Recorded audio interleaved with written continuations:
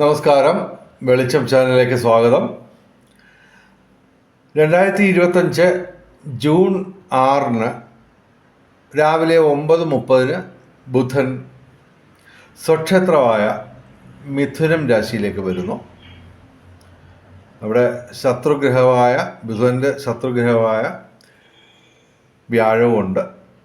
അപ്പോൾ അത്ര നല്ലൊരു പൊസിഷനല്ല രണ്ടിൻ്റെയും. എങ്കിലും ബുധൻ സ്വക്ഷേത്രമാണ്. അപ്പോൾ അത് ഏതൊക്കെ രാശിക്കാർക്ക് എങ്ങനെയൊക്കെ നേട്ടം ഉണ്ടാവും എന്ന് പറയാം. ജൂൺ 6 മിഥുനത്തിൽ വന്നിട്ട് ജൂൺ 22 രാത്രി 9:30 PM വരെയാണ്.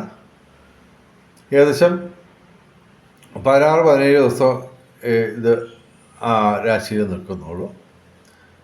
അപ്പോൾ നമുക്ക് ഏതൊക്കെ രാശിക്കാർക്ക് നേട്ടം ഉണ്ടാവുമെന്ന് പറയാം. ബുധൻ ഏകദേശം 6 രാശിയിലാണ് നല്ല ഫലം തരുന്നത്, ഗുണഫലങ്ങൾ തരുന്നത്, കൂടുതൽ തരുന്നത്. പിന്നെ ശുഭഗ്രഹമാണ് ബുധൻ. വലിയ ദോഷമൊന്നും ആർക്കും കാര്യമായിട്ടൊന്നും ചെയ്യാത്ത ഒരു ഗ്രഹമാണ്.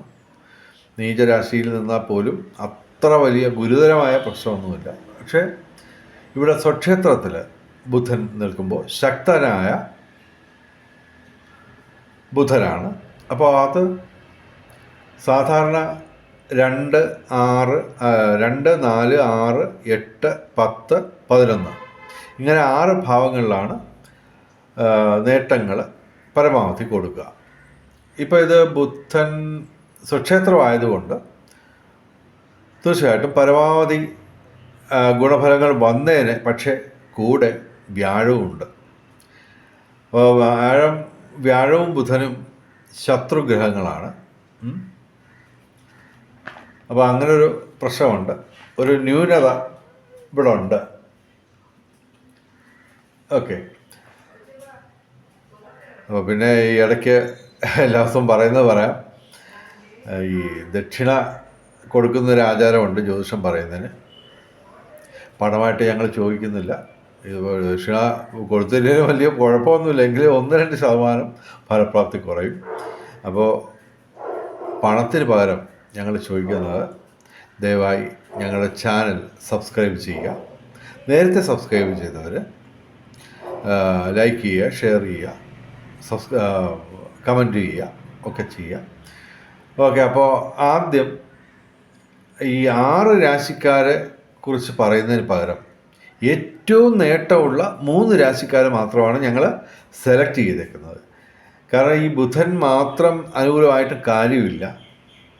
അപ്പോൾ 3 രാശിക്കാരെ ഞങ്ങൾ ഒഴിവാക്കുന്നത് അവർക്ക് മറ്റ് ഗ്രഹങ്ങളുടെ ഒരു വലിയ സപ്പോർട്ട് ഇല്ലാത്തതുകൊണ്ടാണ്.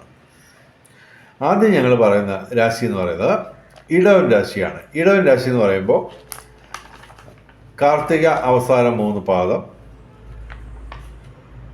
രോഹിണി മകയിരം ആദ്യ 2 പാദം. ഇടവൻ രാശിക്ക് ബുധൻ കൂടാതെ വ്യാഴം, ശനി, ശുക്രൻ ഈ ഗ്രഹങ്ങളും കൂടെ അനുകൂലമാണ്. അപ്പോൾ അതിൻ്റെ കൂടെ ചന്ദ്രനും കൂടെ വരുമ്പോഴത്തേക്ക് ഇവർക്ക് ഗുണാധിക്യമുള്ള ദിവസങ്ങളായിട്ട് മാറും. അപ്പോൾ ഇവിടെ 2ാം ഭാവത്തിലാണ്, ധനസ്ഥാനത്താണ് ബുധൻ നിൽക്കുന്നത്. വ്യാഴവും ഉണ്ട്.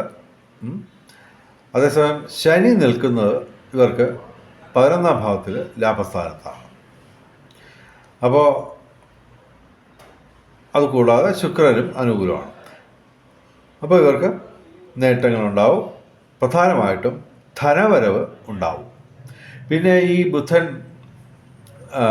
അനുകൂലമായിട്ട് വന്നു കഴിഞ്ഞാൽ പൊതുവെ ഉള്ള ഒരു ഫലം വരുന്നത്,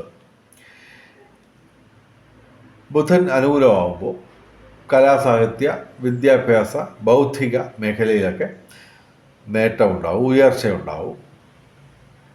അതുമായിട്ട് ബന്ധപ്പെട്ട് ധനവരവുണ്ടാവും. അതുപോലെ തന്നെ സംസാരകലയുമായിട്ട് ബന്ധമുള്ള തൊഴിൽ ചെയ്യുന്നവർക്ക് കൂടുതൽ ഉയർച്ച ഉണ്ടാവും. അതായത് അധ്യാപകർ, വക്കീലന്മാർ, രാഷ്ട്രീയക്കാർ, ബിസിനസ്സുകാർ, പിന്നെ സെയിൽസ് എക്സിക്യൂട്ടീവ്സ്, സെയിൽസ്മെൻ, അങ്ങനെയുള്ള ആൾക്കാർക്ക്, പിന്നെ കലാകാരന്മാർക്കും അവരൊക്കെ തന്നെ ഈ സംസാര കലയുമായിട്ട് ബന്ധപ്പെട്ട് ഈ തൊഴിൽ ചെയ്യുന്നവരാണ്. അവർക്ക് പ്രത്യേക, അതുപോലെ മാധ്യമ പ്രവർത്തകർ, ഓക്കെ. അപ്പോൾ അങ്ങനെ ഉള്ള ആൾക്കാർക്കൊക്കെ കൂടുതൽ നേട്ടം, ഉയർച്ച ഉണ്ടാവും.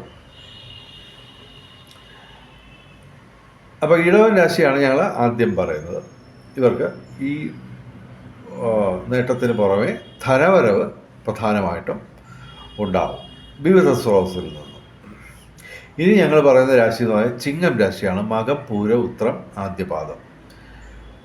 ചിങ്ങം രാശിക്ക് ബുധനെ കൂടാതെ 11ാം ഭാവത്തിലാണ് ബുധനും വരുന്നത്, അത് സ്വക്ഷേത്രപരമായിട്ട്. അപ്പോൾ പൊതുവെ ഈ ചിങ്ങം രാശിക്കാർക്ക് വിദ്യാഭ്യാസപരമായിട്ട് ഉയർച്ച പൊതുവേ ഉണ്ടാവും. ചിങ്ങം രാശിക്കാർക്ക് അതിപ്പോഴത്തെ അനുഭവം മാത്രമല്ല, പൊതുവേ ഇവരുടെ 11ാം ഭാവം എന്ന് പറയുന്നത് വിദ്യാഭ്യാസമാണ്. ക്ഷമിക്കണം, ഈ മിഥുനം രാശിയാണ്, ബുധൻ്റെ സ്വക്ഷേത്രമാണ്.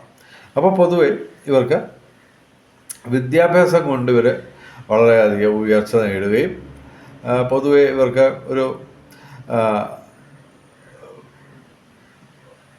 ധനവരവ് ഈ വിദ്യാഭ്യാസവുമായിട്ട് ബന്ധപ്പെട്ട മേഖലയിൽ നിന്ന് ലഭിക്കും. അപ്പോൾ ചിങ്ങൻ രാശിയുടെ ഒരു പൊതുഫലം ഞാൻ പറഞ്ഞതേ ഉള്ളൂ. അപ്പോൾ ഇവിടെ 11ാം ഭാവത്തിൽ ലാഭസ്ഥാനത്ത് ബുധനുമുണ്ട്, വ്യാഴമുണ്ട്, രണ്ടും അനുകൂലമാണ്. അതുകൂടാതെ സൂര്യനും ഇവിടെ ഇടവ മാസം അനുകൂലമായിട്ട് വരുന്നു. അതുകൂടാതെ മിഥുനം മാസത്തിലും ഇവർക്ക് സൂര്യനും അനുകൂലം തന്നെയാണ്. ഓക്കെ. അപ്പോൾ ഇവർക്ക് ശുക്രനും അനുകൂലമാണ്, സൂര്യനും അനുകൂലമാണ്, ബുധനും അനുകൂലമാണ്, വ്യാഴവും അനുകൂലമാണ്. ഓക്കെ. ഇതെല്ലാം തന്നെ ശുക്രൻ ഭാഗ്യസ്ഥാനത്ത്, സൂര്യൻ കർമ്മഭാവത്തിലാണ്. അത്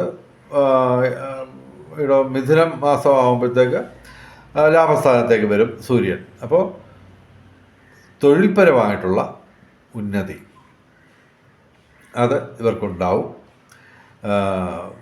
പൊതുവിൽ പറഞ്ഞ ഗുണങ്ങൾക്ക് പുറമെ. അപ്പോൾ ചിങ്ങൻ രാശിക്കും നേട്ടങ്ങളുടെ കാലമാണ്.